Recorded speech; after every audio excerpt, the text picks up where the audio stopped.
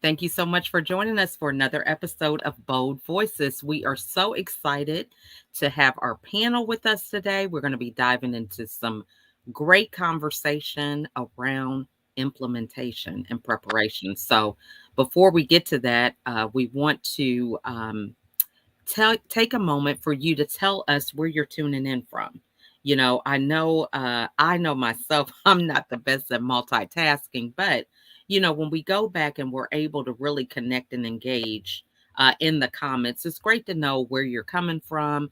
Maybe questions and insights that you might have around the topic, because we love the engagement that we have been having with those who are watching as we have these discussions. So I'm excited to get into the conversation today. But before we get started, we want to introduce myself and the co-host. So I am LaChelle, also known as America's Supermom.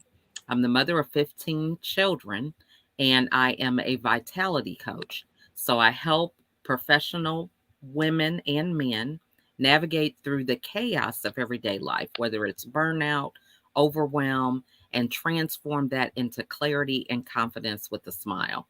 So I'm excited to get started today and excited to hear from our panel. And I will turn it over to you, Mistilei. Hi, thank you. I'm Mistilei, Campground TBD Publishing. I'm an author and a publisher, of course.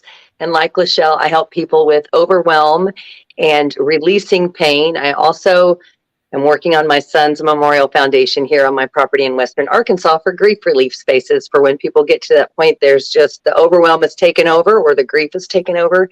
They can come here and step back and get that clarity in a nice, safe, and sacred place in Western Arkansas. And I'm looking forward to today's show, so I'm going to stop there so I can hear the content for today. And Raschell, I'll give it to you.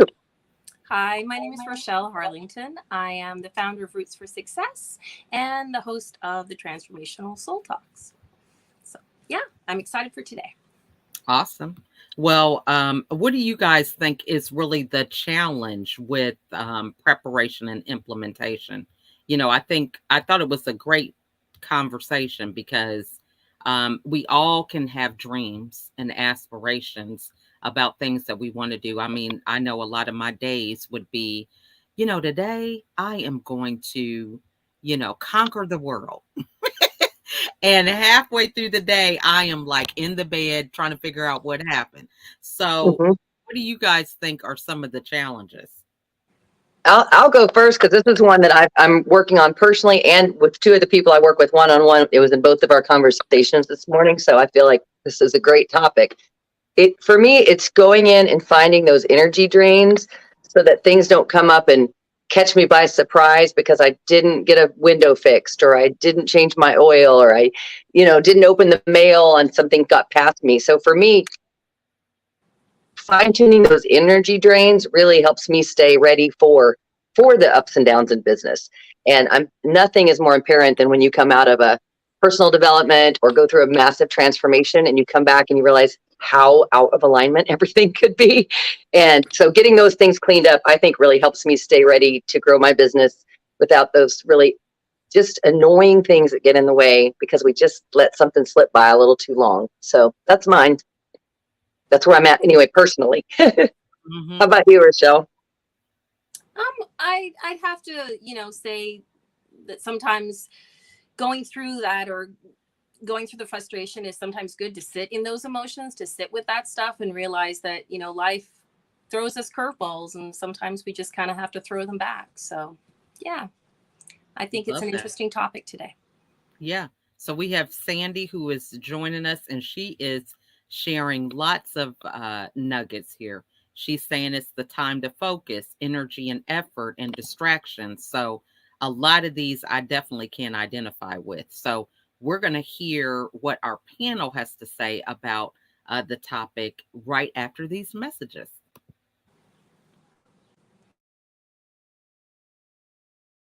Welcome to Real Life Without Excuses. I am America's Supermom. Yeah, I love how we had our own fall festival. Whenever, that was just too funny. That was fun. recognize who you are, what you'd like to see in your life, and who you'd like to partner with. I love that. And, you know, that's coming from a place of power. She makes. I have written with women who have been through things I could not even imagine. You can tell the old story. Don't dwell on the old story, because most of your friends are not trauma counselors.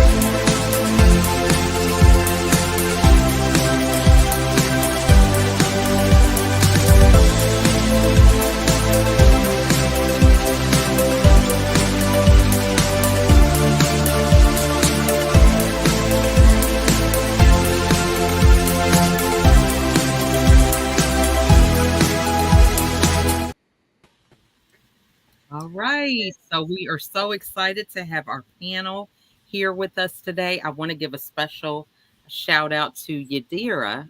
She is one of our panelists who was scheduled to be here today, but she is not feeling well. So we want to send her prayers and healing vibes for her throat. So we're going to miss you, Yadira, but she did sign up to come back on another time. So we're looking forward to that. And she is founder of I Am Magazine. So any of you who might be interested in promoting your business in her magazine, she is someone you might want to connect with. So today's topic is, we can have all these dreams and aspirations, but you know, what is the breakdown with the preparation and implementation? So I want to just toss it out there for everybody. What do you guys think is the main problem with the preparation and implementation? Where do we have the challenges? Where's the bottleneck? What do you guys think about that? I think some of the challenges are that the dreams are so big, and we have to just break it down into smaller pieces so we could get to our biggest dream. I love that. And I definitely can identify with that. Anybody else have anything? Go ahead. Okay, I have so many things because I've kind of dedicated my life to this. But yeah, so what Marla said, another thing is having so many different dreams. And the challenges come in with like not knowing who, what, when, where, why, how. And it's like how I have a system, like I help people, you know, create and follow and discover and put everything together. But I think because people have different aspects to themselves, they don't see how everything fits together. And so they don't have the faith. They don't have the faith to find it, like to take on the next steps. I'm taking notes, y'all. So anybody else have anything?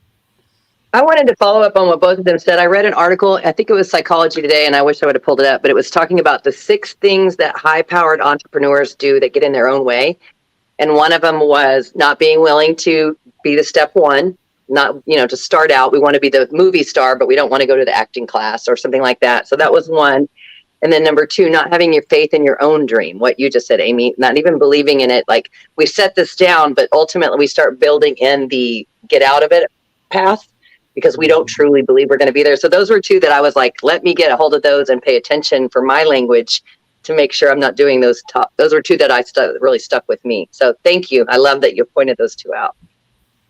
I have to tag on to yours, saying that part of it is that you have to have that unwavering faith in what's going to happen to you. And you have to put forth an extraordinary effort and come with yourself to know that there's no other option. Like, you have to do it, and you have to break it down into those steps so you get to where you want to be. Yeah, Marla, that's totally true. And I think with the unwavering faith, it's like there are so many people that don't see how they can get to that point, right? Because with faith, it's something that's there, and then sometimes it's not. Something will happen and it'll draw up a memory of when you failed or all these reasons why things won't work. And so your faith will go out. So putting yourself into an environment where other people can help you maintain that faith, when, like, you know, as a human, it's going to go out at times. It's just inevitable. So creating the environment around you to make that faith build and until it gets to the point where it is unwavering. Mm-hmm. I want to hear from Matt and Kimberly. For me, I find that when I've spoken to a lot of people, what comes across is that preparation is not just a short-term thing. We are generally preparing for where we are in life, all of our lives, and an acceptance of our journey so far and its ability to carry us through rather than create objections or difficulties that we've experienced in the past. And that's the true key to accepting preparedness for what we're trying to do now. And that for me is something that I quite often come across with people and talk about and try and help people to understand that the journey is never over and the destination is usually the route. It's all part of the travel and the journey and the experience. I think that's really important. Yeah. So I actually wrote down right before we came in, I was like, okay, if I were just to give like a numbered system to this, the first thing I have on my system, Matt, is accept where you are. Because when you resist where you are, you're fighting it and not having faith right from the very beginning. Yeah, like, you're already wasting so much energy. Exactly. Mm-hmm. And who has energy anymore nowadays? America's Supermom. Hey, you know what? I do siphon it from my kids. Okay, that's really something that I would say. But you know, I think I love what Marla said too, because a lot of times we have an aspiration, and because we can actually see it, right? It's like, you know, you could see somebody who's doing what you envision yourself doing. And sometimes because they're so tangibly close to you, you can try to skip some steps that you feel that you can just skip over in order to be where they are.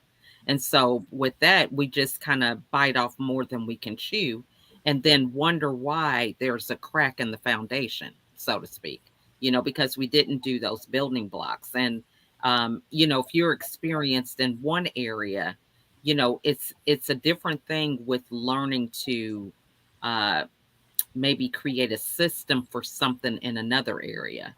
But sometimes we just think we can transfer everything over to a different category without understanding that we still don't know a lot of the foundation for this new area that we're entering into. You know, so I may be experienced with having children, but that doesn't mean I know how to play a musical instrument, you know, or something, you know. So I think sometimes that can get in people's way that, you know, as they age and mature in certain things, they just assume that they can just transfer that knowledge over into something else. That's definitely the number one thing that I see. I publish books for entrepreneurs and professionals that generally know way more about me than a topic that we're putting together, but they don't publish. And there's this rocky phase where we kind of have to build that. How are we going to meet each other in the middle? Because I don't know about this particular subject, but I do know about the book part of it. And so we have to kind of meet and match in the middle and go, I accept your, you know, your knowledge here, and now I need you to relax and accept mine here, so we can flow back and forth. Because I do, and I find that even on my own, I get frustrated if I think I can do this and this. How come I can't figure out this? Well, because I haven't ever been trained in this. So that is definitely something I see in my own life and with the clients that I work with. The higher achiever they are, the more likely they are to assume that they're also an editor or some other profession. And so I see it I do it, and I see it with my clients as well. It's very interesting. Love that. So, I just noticed that Raschell is having some technical difficulties. So we're going to see if we can get her back in the stream. You got to love technology. You never know what's going to happen on this show. I mean, you just never know. But did you want to add something to that, Kimberly? We hadn't heard from you, so I want to give you the opportunity. I was just taking everything in. I really do. You sound really low and far away. Can you hear me now? It's really soft. I mean, really? How about now? It's about the same. Hold on 1 second. Yeah. I wonder, yeah, that's strange. How about now? Is that better? Still the same. I don't know. That might be the best I can do. Okay. Shout. Oh my God. I didn't shout because that would be too loud because my mic's working. I appreciate that, Matt. I appreciate that so much. So for me, I have to agree with Marla, and I think Amy touched on it with the faith. I think that it's faith. I also think that, again, everything's already done. There is no struggle. Everything is already completed. It is in who we are as a person and who we're willing to become. That's where the work lies. So I hear a lot of judgment on the topic, and for me, there is no judgment. For me, it is done. It is done. Are we willing to be the person, because we're all created for a reason and for purpose? Are we willing to be that person to fulfill our purpose? So yeah, for me, that's kind of what comes up as I listen and lean in and hear it. For me, the work is not in the business and strategizing necessarily. It's who we are as a person, because we're here, one body, many members, and we're here to be in relationship with others. And that's where our learning comes in. What are we willing to do to become the person that is necessary to fulfill our purpose? So, love that. Did you want to add something, Raschell, before we go on to the topic? I know you were happy. I think that's good. I'm in agreement with a lot of what's being said. So yeah. Awesome. All right. So I love asking questions, y'all. So I want to make sure everybody gets an opportunity to share. But when you think about preparation, because let's say you're doing something you hadn't done before, what advice would you give to someone about, doing the preparation? You heard someone speak and they really inspired you to follow that dream that you have been putting on a shelf or putting off for years. What would you recommend be their first step when it comes to preparation? Can I go? Go ahead. I would say find a mentor. Look for somebody who's done what you're looking to do. And when I was starting out, I couldn't find one mentor that had ever done everything that I wanted to do. Like, I've got this dream, I can see how it all comes together, but I could not find somebody. Recently I did, but it took a lot of years to finally find that person. So find somebody who's like a few steps ahead of you, who can guide you to save you some time and trouble. Matt. You're like chomping at the bit. Say, LaChelle, that it is wonderful to have another guest along who believes in putting their hand up in order to be able to speak. So thank you very much, Amy. Anybody who's seen me on LaChelle's shows before, they understand, or my shows, like, they understand that I put my hand up, and so it's very welcome. I no longer feel alone, which is nice. Um, uh, anyway, I had my hand up for a reason. What was the question? Oh no, that was a different show. Um, I have talked on this before about work hard. Work hard, don't give up. Work harder, don't give up anymore, and just keep working until you get there. If you believe that, a bit like Kimberly was saying before, if you believe that that is where you need to be, work until you get to that point. If you get to that point and then you've got this thing about, well, I'm not sure that I can do that, test yourself. Figure out some way to figure out if you are there. And if you're not, then keep working. If you are there, then move on to the next thing. Always test yourself and believe, because you've resulted in something that's happened, rather than questioning yourself and keeping questioning and losing energy, like we said before. It's all about understanding that you've reached the place and then move on to the next place. For me. I love that. And I think, we touched on it a little bit earlier about the environment. You Yeah. know, um, you know, how important is it to um really cultivate that environment? Because let's say you want to do something that you are dreaming outside of your comfort zone. So how do you, as a part of that preparation, get your environment engaged? What do you do? I know for in my life, for example, I went through 3 hospitalizations, and part of my psych with those hospitalizations was doing the same thing over and over again, expecting something to change. And so it was after my last one that I just said, hey, you know what? I need to get a support group that I can get that support, rather than trying to change my whole family or certain things that were just not in a place that I was even strong enough to try to change them. So for me, it was getting people outside of my circumstances that could help pull me along and level me up, while to give me more patience to help others, in my family, to, understand that they can move and change at their own pace. But for someone who's trying to nurture that, what advice would you give them about cultivating that environment?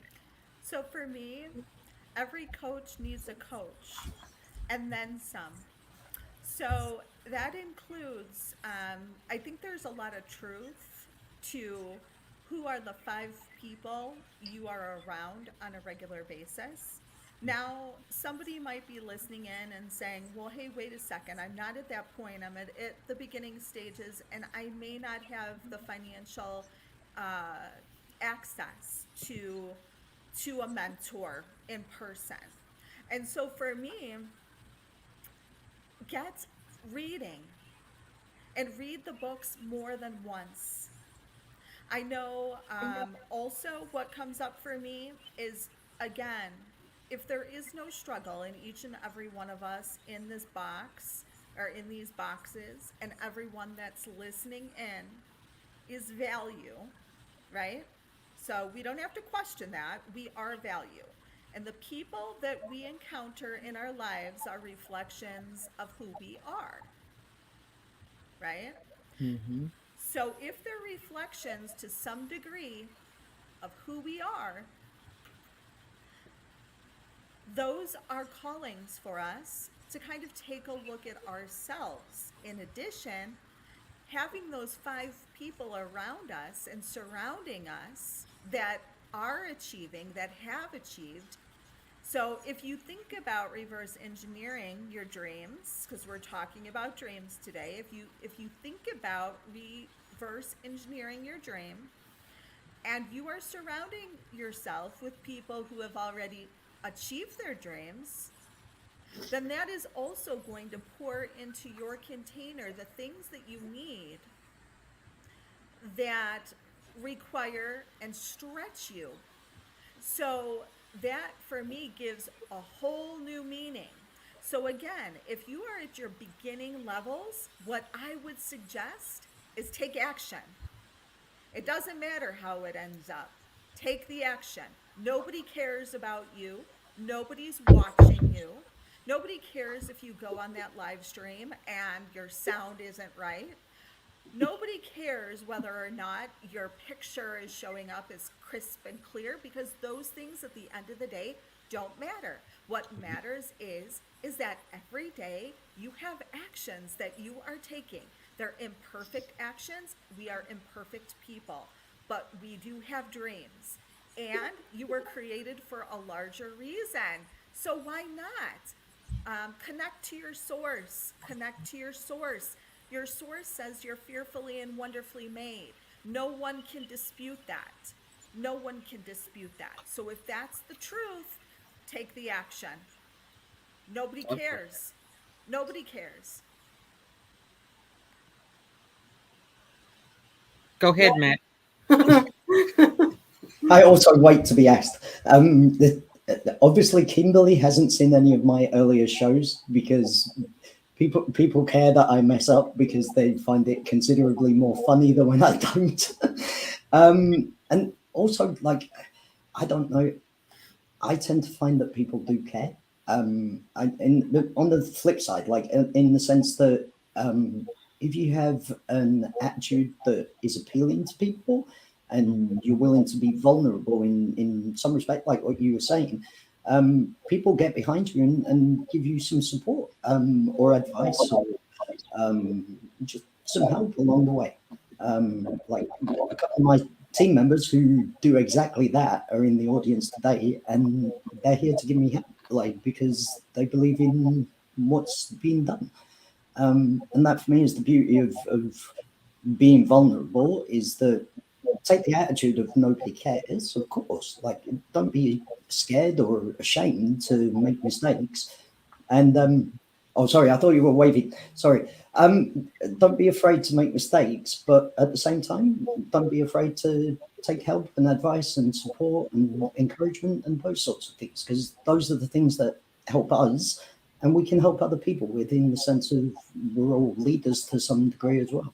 So I think that's important.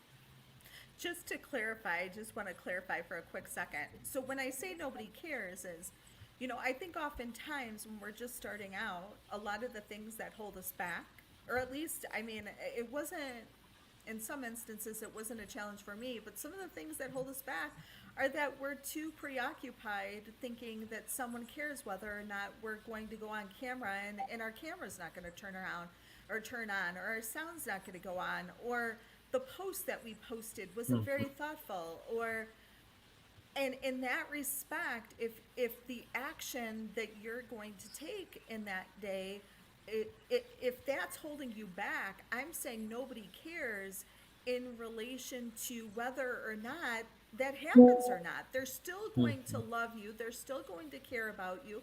They're still going to want to help and support you, whether or not the action is imperfect. So I just wanted to clarify that, not saying coming from the perspective that nobody in the whole world cares about anybody else, but that if you're not taking action, meaning anyone who's listening is not taking action and it's holding you back, nobody cares.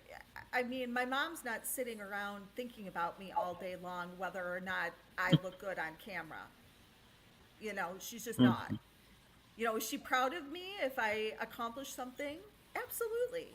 But at the end of the day, she doesn't care whether or not that, you know, my best friend, you know, isn't calling me up and saying, oh my gosh, can you believe it? What did you wear on camera today? You looked atrocious. You know, she's not doing that. You know, she's just got other things on her mind. Amazing. Something that held me back, guys, when I started was that I was afraid of asking people for things, and I didn't necessarily have the clarity for even what to ask. I know LaChelle was talking about the environment, and so in my environment, the way things were when I grew up was I wasn't able to speak, and so that became something throughout my life that I had a challenge with. Recently, I discovered this book called 6 Types of Working Genius by Patrick Lencioni. And it's amazing because I started running it by all these different people in my teams, in my organizations. And it's simple. You can find out which type of genius you are and which type you're not and you can start to collaborate with other people to bring your dreams and your plans and everything together, so you don't have to be the one to try to figure it out all the time. Mm-hmm. So it's good for a home environment as well, because I'll give you a little example of at home. I've got a daughter who likes to kind of be bossy and tell people what to do, and that used to really bother me. But then one thing that I don't like to do is chase people around and say this needs to be done. So when I read this book, I was like, oh my God, she has that genius. Let's put it to work in a constructive way where she's not getting in trouble for telling people what to do, and I don't have to chase people around, right? So it's like this kind of thing will really help transform your environment, and it's a simple book. Love that. Go ahead, Marla. So I've been on the podcast before also, and I talked about affirmations, and it was like right at the beginning of stuff. So I had unrealistic affirmations, expectations for myself, and I wonder if that happens to other people.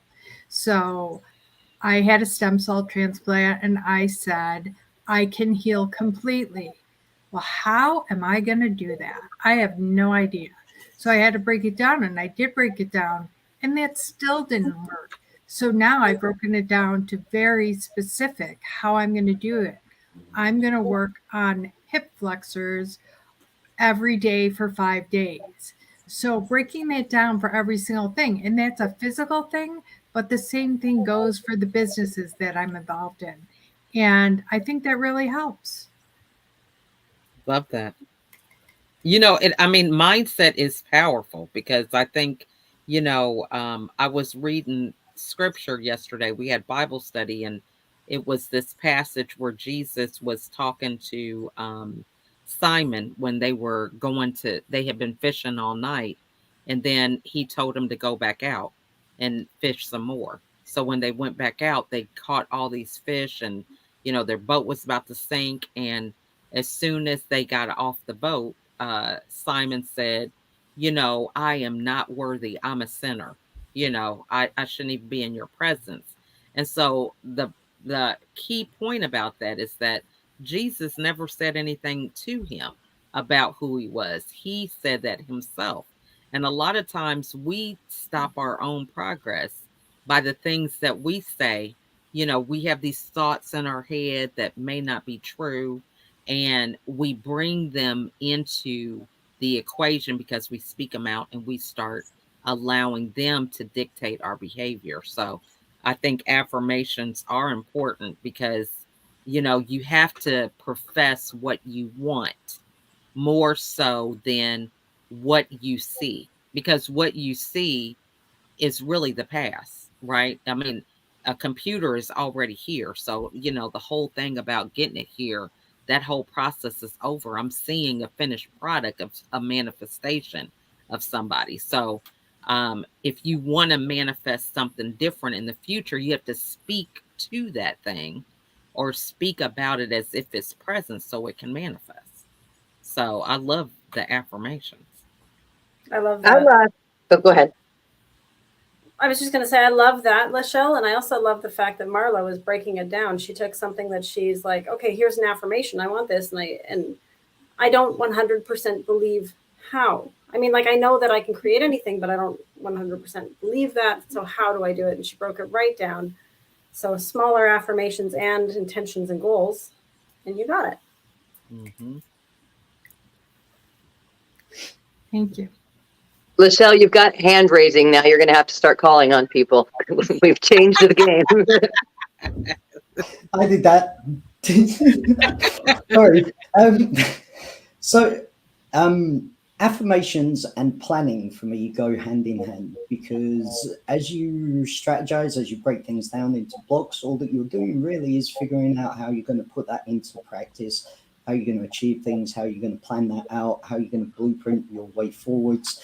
And through gradually gaining experience and aptitude and your abilities and improving your skills and demonstrating to yourself your belief of doing those things and reaffirming the thoughts that you have for the future and thinking, yeah, I've done that before, I can do that again. Not necessarily the exact thing that you're trying to do, but you figure out that, yeah, if I learn this way, if I'm that sort of genius, to use Amy's words from that wonderful book, that's the way forward, is to plan and to lay things out in your mind. And then as you go through them, make those affirmations. Don't just make affirmations on what you hope to achieve. Make them about what you have achieved and on what you hope to achieve, so that then you can relate those things together rather than things that materialize in your mind as, I'm not sure that I can achieve that. I need to dabble about a bit or practice. Just keep planning, keep thinking forwards, take smaller steps, take bigger steps, figure out how big a step you're capable of dealing with, move on. I just want to add to that also, Matt, is the accountability, because you've got your strategic plan. And I mean, I used to do this thing where I would plan and plan and plan and take so long with that I would be behind in my plan. And so, you know, bringing in the accountability and then having people to talk to about, well, this is behind, how is this going to happen? So you actually start outsourcing and delegating. It's fun when you get to the point where you're delegating and, you know, everything's following your plan. It's so wonderful. I can delegate. Yeah, I know that's a good thing. Now, if you know what delegating, I think, is something that a lot of people have challenges with, you know, in terms of implementation, because, you know, there's only so many hours in a day. And if you're not in a space to where you feel comfortable enough to getting something to somebody else to do, you know, there's the bottleneck that can happen with the implementation. You know, there's only so many emails that you might be able to answer, or, you know, so much time that you have to post if you're in the middle of talking to people face to face. So, you know, delegation is a good part of implementation. So, share some of the tips with that for people, because I think a lot of people get caught up in, no, I got to be the one that does this and does that. And then, you know, they don't feel like they have anything to delegate. So Can- for me, so go ahead. me, I just feel like if you have systems, then it's very easy because you're training on the system. You're not making it up as you go along. You have the system. And then also on the other front is the relationship, because again, things like trust and you know, the people that you're surrounding yourself with, the relationships that you're building, those are very important, you know. And when I'm thinking about who I delegate to, I very much trust them. So I know that if I give them tasks to do, we have a strong enough relationship that they're gonna, you know, come to me and they're, you know, we're just gonna talk about it. You know, if there's something that is a question. I think the problem comes up when we may not necessarily know ourselves very well, or maybe we think we're at the point where we can delegate, and maybe we're just not ready for it yet, you know?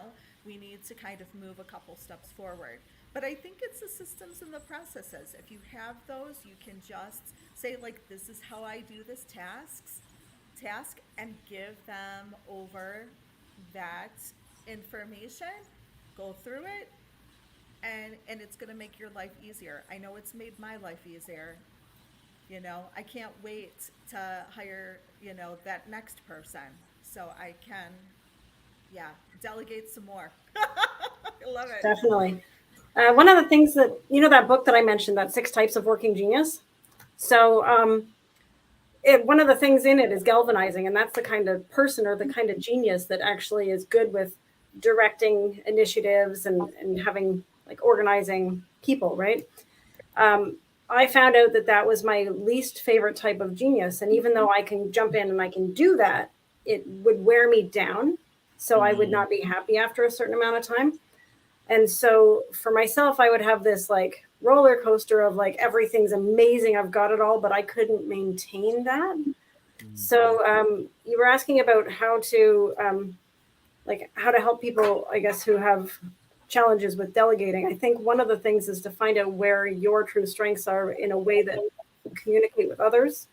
And find that person who has that, because now I have a delegator on my team and I can just create the plan and have the delegator delegate, which is amazing. And the other thing is having a shared common vision, because if you don't have the vision, like you could delegate to them, but it's just so much less stress and it's super simple if you've got the vision and they share it. That alludes to your trust as well. It's like you can have that trust because you're both on the same path. Sorry, and thank you. Why are you saying sorry? I was saying sorry. That's all that matters. And then I didn't know whether to call you because you had your hand up, or if somebody else had their hand up. LaChelle, LaChelle, you got to call names, remember? Okay. Just remember, call me a nice name this time. And instead you just drink. Yeah, okay, I understand what that means. If you've got nothing good to say nothing at all. I understand, thank you. Yeah, so like delegation comes down to beating people and whipping them into, no. Delegation comes from, like Amy was saying, a shared purpose and understanding people that you need for your team. Understanding what their strengths are, talking to them as people and leading them as a leader and helping them to achieve greatness of their own. Like, you know, my hashtag, We Are the Miracle. That is basically, I believe that everybody has everything inside of them to be the best that they can be. And enabling people to do that is part of a skill of being a leader, being able to delegate, because you understand what drives people, what makes them them, and what their particular skills are. And once that you can do that, you can make miracles happen. So, yeah. Love that. That was good stuff. The other thing with delegating is being mindful that we're not trying to get rid of something that we're not willing to do. Delegation can become one of those things we put to the side. I haven't done that because I'm going to delegate that when it's really a task we don't enjoy doing. And so we don't even have the right expectation of what we're wanting from our person that we've delegated to.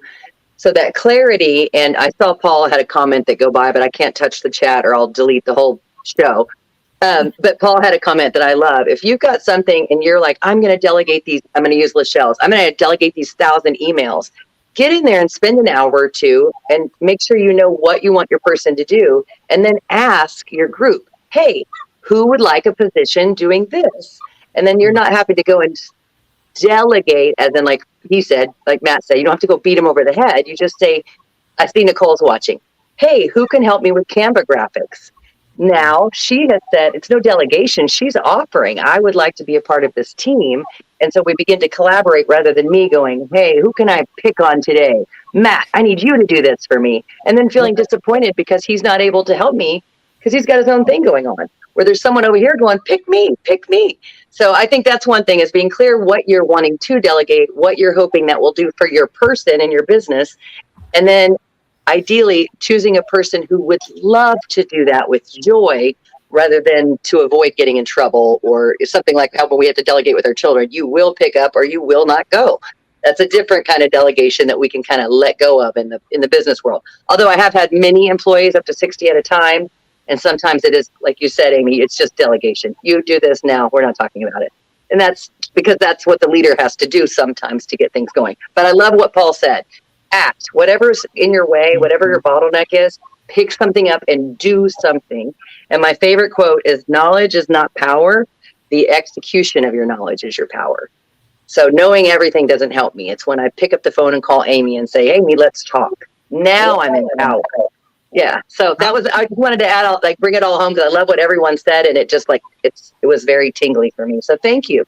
I love that. You know, and one of the things that comes up for me is active listening, because, you know, we can just have a team and we just assume that because we have the team that anybody can do anything, rather than listening to what lights them up. You know, what are we observing based on their language, you know, that might even fall into being in their zone of genius. And so it does take being present enough to really be able to pick up on those clues. And a lot of times that is another bottleneck. You just assume, that's like me saying, oh, my family just doesn't support me. They won't get on camera with me, but they may be willing to do something else behind the stage. And it's so crazy because, your kids will do a TikTok, but you ask them to come and do a podcast and they're like, oh, I don't want to be on camera. So, just finding out what it is that that person wants to do or lights them up and then having them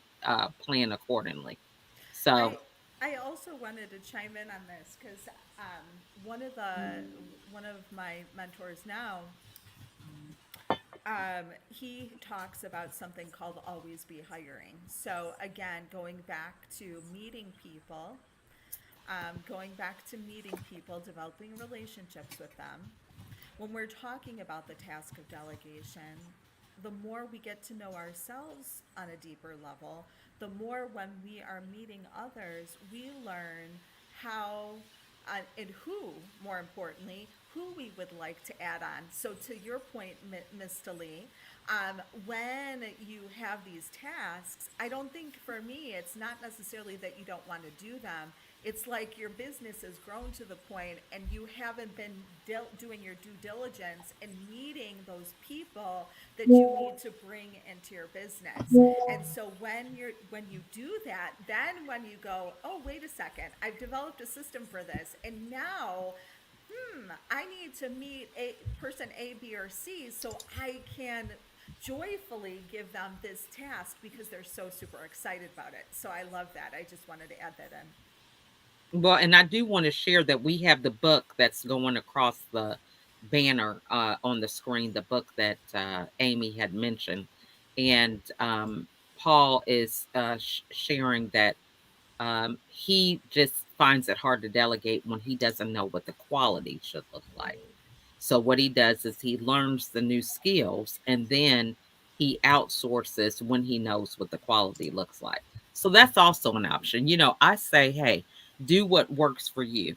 But I read this quote one time that really helped to let me let go of trying to control everything. And it said delegation is sharing the spotlight with others. And I don't know, for some reason that really hit home with me. And it just really it helps you to understand that when you're delegating, if you're asking the right questions and really working to co-create something, that you are still a part of a larger goal and they're contributing to that larger goal and it's going to make it better because both of you are working on it. Sometimes, I just think back when I was in college thinking about delegation, it's like, oh, this is somebody who is not really on the level I'm at. I'm just going to give them that because, it's just a sign of being in more authority to be able to delegate. But I have learned so much to understand that collaboration is so much better than competition.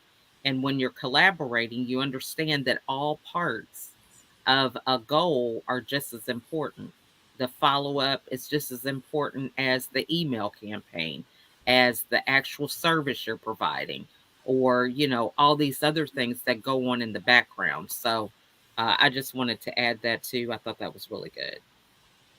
Can I add something to what Paul said before? He said that he does the skill. I think that's very smart to get in and learn about the job, because if you were to go and say hire an ad agency and you just trust them to do their job, but they're not getting the results and you don't know exactly what you're looking for and you've got no background, first, there's a lack of communication. There's a lack of clarity. And if you're going to hire anybody, you're going to want to have them have results in the first place, but also to be able to know enough that you can guide them if there's any breakdown. And on what you were saying, LaChelle, about the collaboration, I know you were a speaker at the Creative Collaboration Summit, which is an event that I host and have people from all around the world just come and help each other with their dreams and goals. That's my solution for people not knowing how to communicate or not knowing how to have clarity or who to talk to.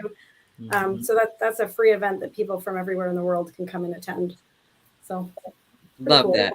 And I think that is so important because those conversations help you kind of get out of your own way. You're out of your own head.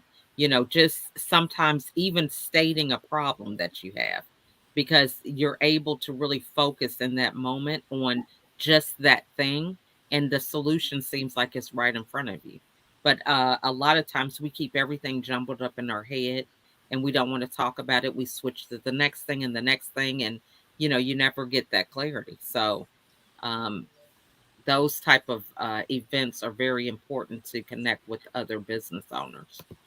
And when you talk about collaboration and all the stuff that goes with it, I have learned kind of in some of the hard way of doing that is that, I don't know how to do everything and I don't have time to necessarily learn how to do that. Not that I don't want to, but as you said earlier, there's only so many hours in a day. So I have chosen to have someone helping me build my website and my landing pages and all of that. And that is making a huge difference. It's like something off my shoulders that I could kind of take a deep breath. And I think it's fantastic once you realize that you need to do something like that. It took me a long time. Mm-hmm. Totally agree with that. Well, Trusting the professionals. I love it. I mean, really. I'm telling you, could save yourself a lot of time and money, really, in the long run. We try to do these little small things. And my husband was talking about this yesterday, how people will keep replacing a tire several times instead of just buying a new one in the first place. So just different ways of looking at it. But this has been a wonderful conversation. I've loved the engagement that Nicole has given Paul, and we had some other guests that are watching as well. So I guess the final question is, what are some things that we can put in place to keep that accountability, for that implementation? Because I think a lot of people can prepare.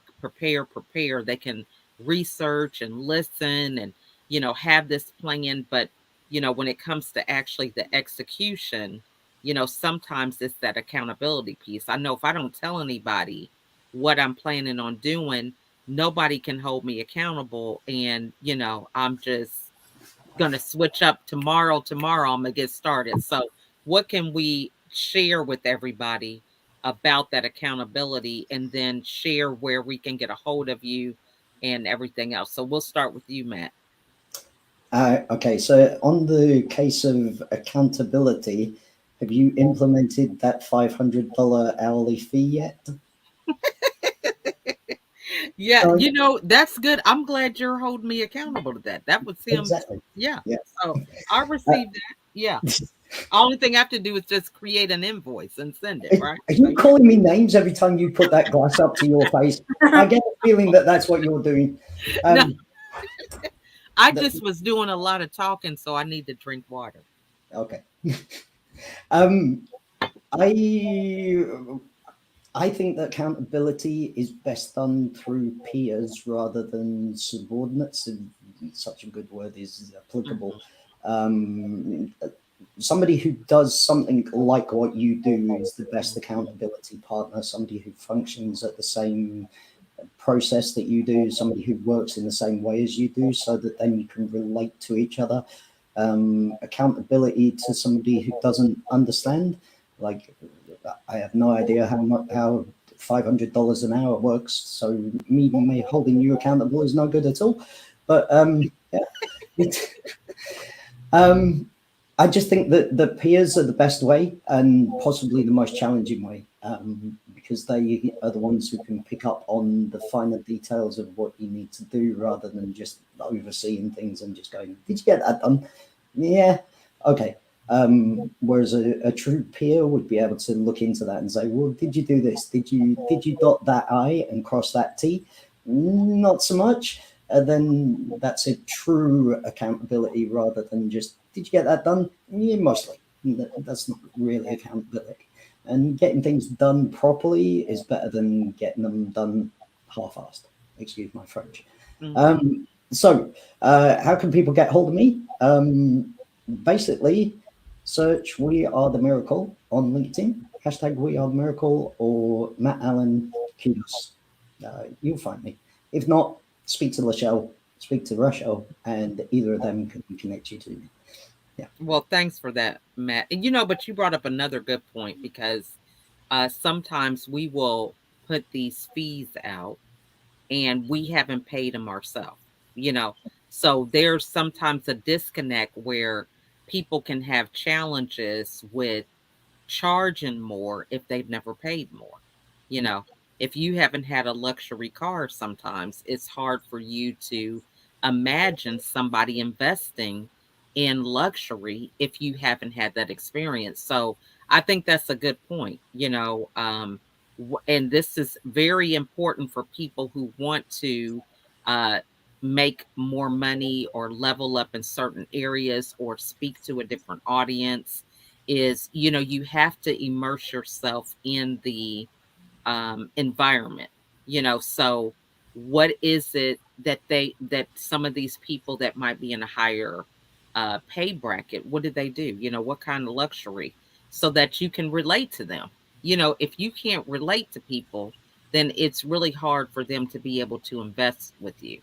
So I think that's something that I wanted to point out as well. So you bring up a good point with that. So we are over to you, Amy. Go ahead. Oh my God, so many great things. So first, this book, Traction by Gino Wickman. It's got the entrepreneurial operating system, which helped my team get into a really good flow with maintaining the same structure, systems, accountability. What I do personally is I've got 3 accountability partners per day. Some of them, Matt, are at the same level as me, some not so much, but we use, I've got a checklist. There's an app called Google Keep. If you guys use Google, like for everything, we use Google Keep and a checklist. And so our team every single day is looking at the checklist together and seeing what's in the way, and can keep asking why until we get to the source of the problem. And then we solve the source instead of just tackling whatever's there. And then with your comment about the $500, and if you're not somebody who spends a lot and then you want to charge a lot, that's note of integrity.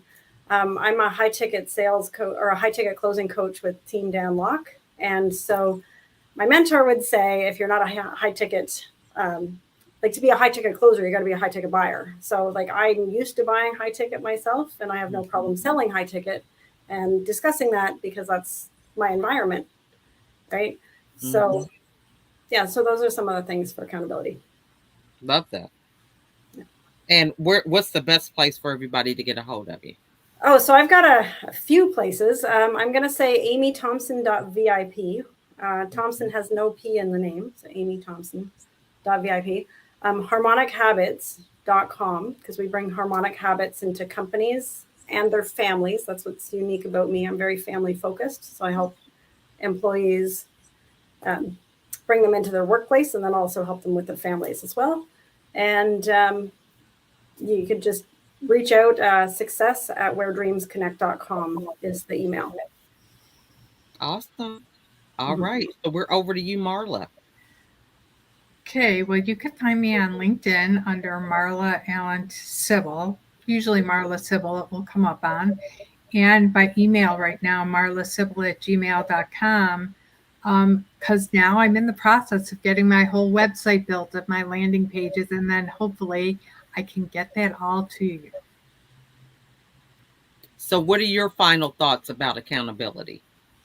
My final thoughts on accountability is I feel like I have accountability in all the businesses that I'm involved in currently, but I do not have an accountability partner for my health. And I really need that. I need that extra push. And I am still not sure where to get that because a lot of people don't have a stem cell transplant. So it's hard to find a person who understands the kind of things that I have to deal with.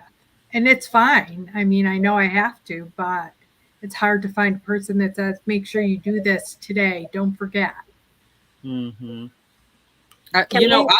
love that because I think, one, we want to put that out there if anybody in the community is available for that. But I think you bring up a good point. I was pondering this the other day that, why is it that we fall off the wagon with certain things, and why is it so important for people to hold us accountable? And you think about, when you were in school as a child, you had homework to make sure that you stayed in the mindset of doing your work. Otherwise, I'm sure we probably would be like, oh, I'll deal with that tomorrow, or next week or whatever.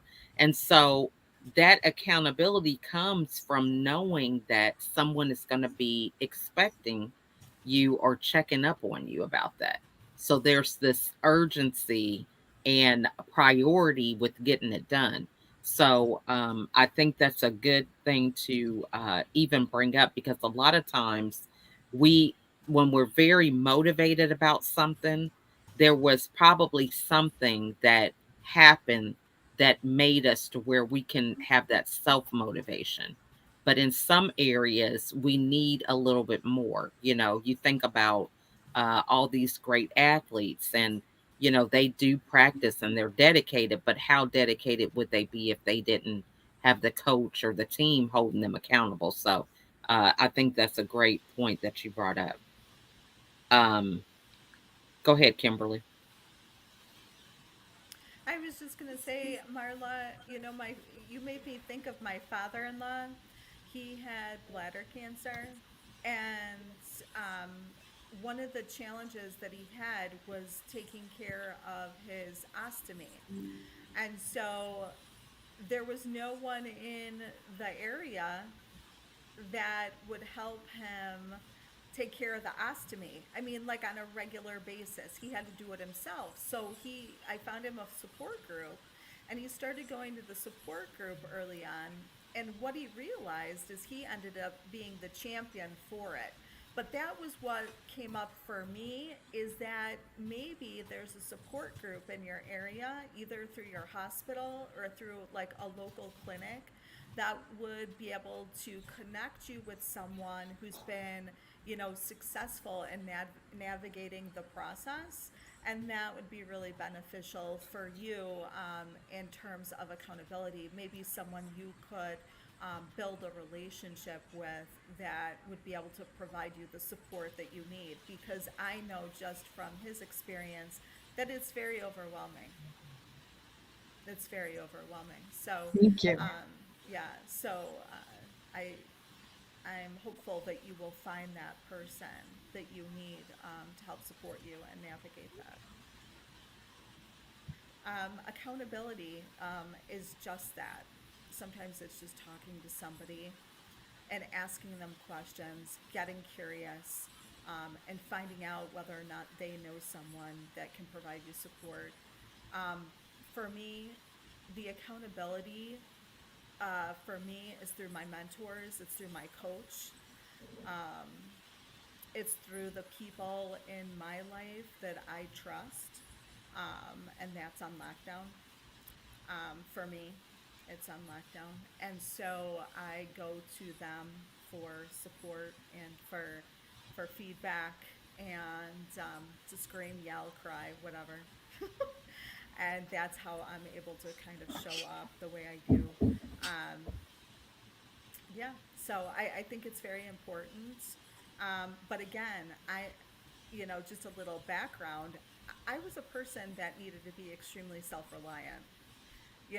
So for me to be here today and be in a position where I can rely on certain people is like a huge feat, because I wouldn't have done it, because I became very self-reliant for a reason. It served me. God made me that way. So anyway, you can find me on LinkedIn. Love for you to check out the series that we're doing, The Power of the Moment. And boy, there is so much power in the moment. Love for you to connect on LinkedIn right now. And as Marla talked about the revamping of her website, I am in that process as well. So thank you so much, LaChelle, Mistilei, and Raschell, for your platform. Well, thank you so much for joining us. This has definitely been a great conversation. And, as we always say, which I don't think I said at the beginning, that an hour is just not enough time to really dive into a lot of these topics. But this is giving you a great opportunity to hear from our panel and hear their insights. And if something resonates with you, with which any of them said, reach out to them, connect. This is really how conversations begin. So we had Nicole who made some comments about Misty being her mentor. And that started simply from a comment that she made on a LinkedIn post. And now, they are collaborating with different projects. So, just take that time to network. Networking looks different than how it used to be. We've learned to navigate through virtual, through Zoom, through webinars, and the list goes on and on. So everything is an opportunity to be able to use it for your benefit with being able to make some deeper connections, because it's the follow up that really matters.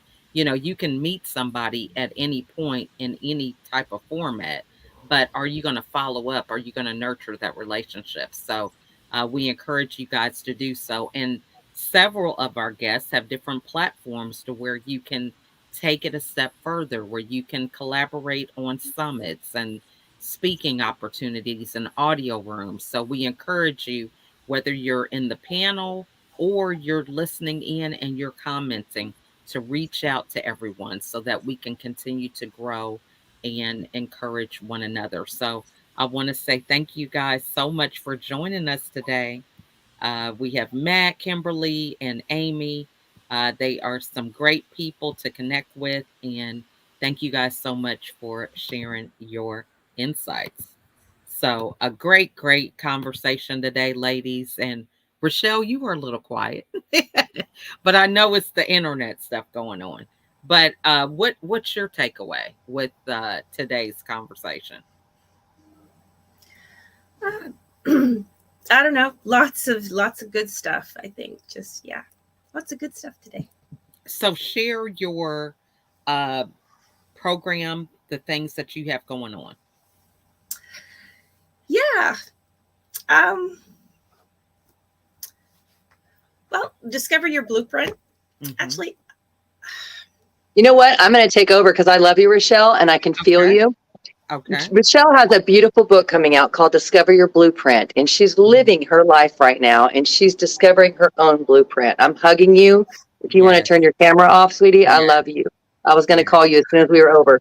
So what I'm going to close this because I want to speak to Raschell specifically. And as y'all know, I lost my son 2 weeks ago. I am living proof of what I'm talking about right now. I had to learn for my accountability to be my own adult, whether it's in my business, be my own CEO. So Raschell, I invite you to ask the child in you what your adult can do for you. Practice what we teach. You have a beautiful blueprint that's coming out on your book launch, and I know you know it. We just have to come back in here and get inside of ourselves and practice what we teach. Ask specifically when you know and identify what could help you. Ask specifically, and then find the balance in the room you're in so that you're never the smartest and you're never the lowest. You find that balance so that you're always bringing something to the table. I love you, Raschell. I feel you out there. Whatever is happening to you, I know you have the steps, and I know LaChelle and I are both there for you however we can assist you. Okay. Thank you, Raschell. You guys can find me. I'm very low tech. Mistilei Wriston, Facebook and LinkedIn. Go ahead, Ms. LaChelle. Awesome. Well, thank you guys so much for joining. And one of the things I want to say is that community is so important. It's important to have a team of people around you because it is some highs and lows just with life in general. And appreciate you guys being here with us, sending prayers to all of our community. Yadira, who was unable to make it today, and of course, Raschell. So thank you guys so much for watching, and remember to connect with everyone that resonated with you. This is what this is about. It's an opportunity for us to network smarter and not harder. So have an amazing rest of your day. Bye, everybody. if I can get the camera off. You gotta love technology. And so it's just always something. I love it. Bye, everybody. Bye, everybody.